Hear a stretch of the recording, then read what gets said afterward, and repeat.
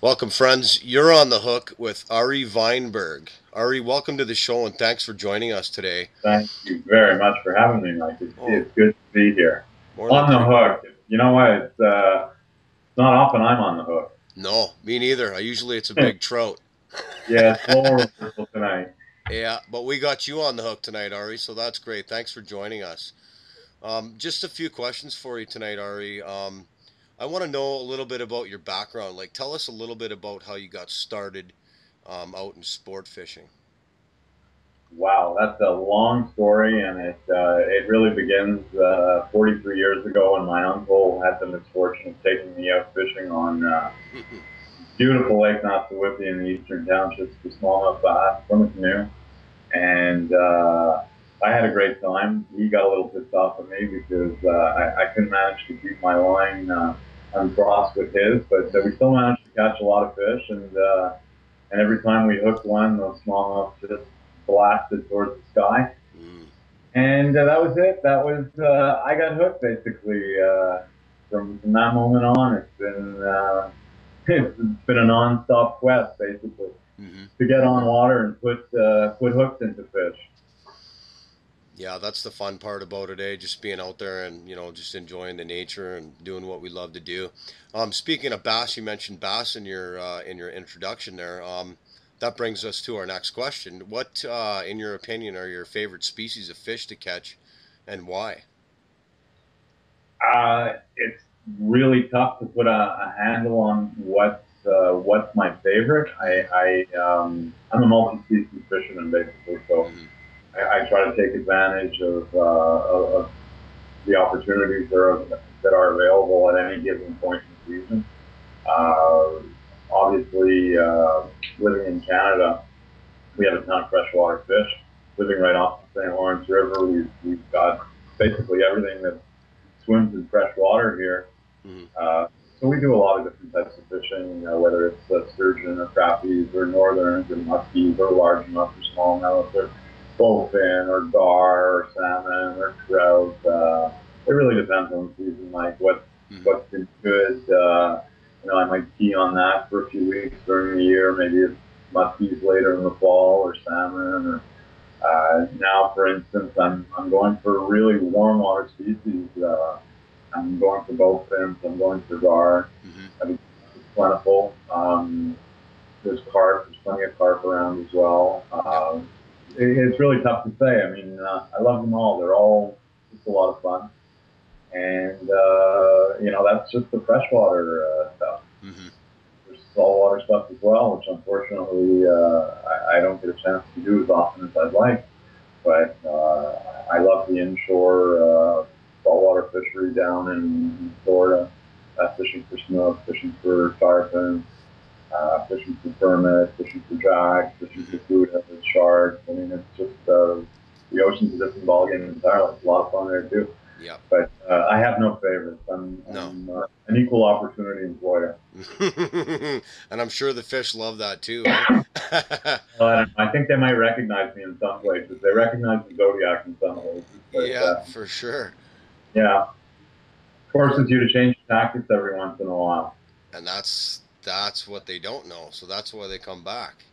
And that's why they come back, but they don't always come back. You know, they're I'm so impressed by the intelligence of most fish species. Sometimes Hmm. I'm very fortunate living here. Mike, there's a lot of first of all, the St. Lawrence River system is really clean water. Yeah. A lot of it is due to the zebra mussels in the last 20, 25 years. Hmm. And as a consequence of that, when you fish, a lot of it is more visual now. So you have a tendency to see the fish hitting, see Hmm. the fish expecting a bait, how they hit, how they'll take, Hmm. what they'll do just prior to a hit, and it's fascinating the things that you can learn about Hmm. the species you're targeting. I mean, I was out muskie fishing the day before yesterday, Hmm. or not yesterday actually, Yep. and we were in this little bay, and we managed to bring five muskies to the boat, Hmm. but weren't able to convert one of them in a hit. Hmm. And at one point, my buddy was bringing in a northern that was about 2 or 3 pounds, Yeah. and a muskie followed it right in and hung under it for about a minute or two, And it looked like it was going to hit the pike. We were waiting for it to hit the pike, but it didn't. But the fascinating thing was just watching how this thing was checking out the bait. It obviously knew that there was something not quite kosher about it. It wasn't right. It wasn't quite spooked by the boat, but I think at one point it just realized that there was something going on. Yeah. And the fact that you can see this in clear water is it really helps you appreciate your quarry. It helps you learn an awful lot about how they respond to presentation. And you know, with apex fish, and this has happened to me with other fish as well, with bowfins, with bark, they're very intelligent. They don't just hit anything, no matter what. I mean, sometimes even a live bait they won't hit if it doesn't feel right. So it's the constant learning process that fascinates me. Yeah. And I'm always learning things about whatever it is I'm fishing for. So I love it. It keeps me coming back. I agree. That's the thing about fishing. Every day is a different day. You know, one day they could be hitting on bait.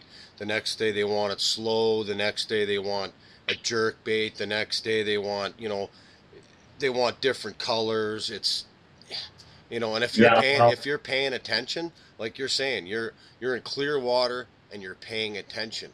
That's what a lot of people, you know, could learn from what you just said there. The more you pay attention, the more fish you're going to convert, right? Because you know, I always tell people, Mike, when they come out with me and they go, well, what do I really need to bring? And look, one of the most important things you need to bring are a pair of good polarized glasses. Yep. That's going to be as important as your rod. Yep. Because if you're not paying attention and if you're not watching for follows or little flashes or movements of the line in the water, you're just going to miss an awful lot of hits. And it's to me, it's always a key piece of equipment, a good pair of polarized glasses. Absolutely. And not only, you know, is it a key piece of equipment, it's for your own protection too. People want to protect their eyes from the harmful UV rays, right? So well, yeah, that too, but also hooks. You know what? I've seen people wind up in hospitals with hooks in their eyes. It's not pretty. Yeah, that just happened to me. I had a hook in the back of my head from a client a couple weeks ago. That was different experience. Lucky I had a hat on. I hope he gave you a good tip. Yeah, he gave me a $70 tip, so I was pretty happy. You didn't have to go to the hospital? No tetanus shot? No, there was no deep wounds or anything like that. It was all superficial stuff. But if I told you the amount of times I've pulled hooks out of myself and have neglected to get medical attention, like they all say is required, you know, I mean, what are you going to do when you're up in the bush and you're 4 hours away from anywhere, and you got a 5/0 hook sticking out of your knee or sticking out of your arm? Yeah. You got to bite the bullet, push it through, and take a leak on it, and you're all better. Yeah. You bet. So yeah, I just the next question, looking at the magazines behind you, which brings me to my next question. I believe those are all pictures of your journeys and experiences. I know you're a very well-to-do writer. I know you've written a lot of articles for different fishing magazines, and I just want to know. Actually, they're covers that I've been on, and you know what? Maybe I can bring you a little closer. Sure. One of them is I've got a few more, but anyhow, these are the ones I got on the wall. Yep. If you can see them. There's Realist Doors, Sheston Page, a couple of different things that I've done. I think at one point I had about 17 or 18 covers. That was a long time ago. Yeah. Oh, sorry about that. That's okay. No problem.